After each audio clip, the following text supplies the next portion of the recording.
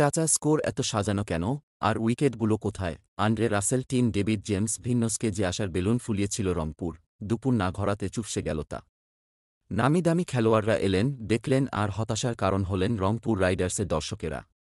আর অন্যদিকে খুলনার বক্তরা বেসে গেলেন সুখের সাগরে। এদিনে টস জিতে আগে ব্যাটিং নামেন রংপুর রাইডার্স। কিন্তু খুলনার বোলারদের তোপের মুখে পড়েন রংপুর রাইডার্সের ব্যাটাররা।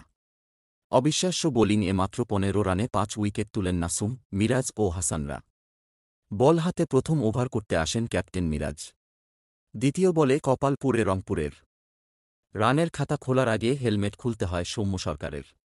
দ্বিতীয় ওভারে নাসুম আহমেদ ভিন্নসকে টার্গেট করেন। ৭ বল করে মাত্র ১ রান করেন এই ইংলিশ ব্যাটার। তৃতীয় উইকেটটি আসে নাসুমের বল থেকে, শেখ মেহেদীকে উইকেট করে একই উদযাপন।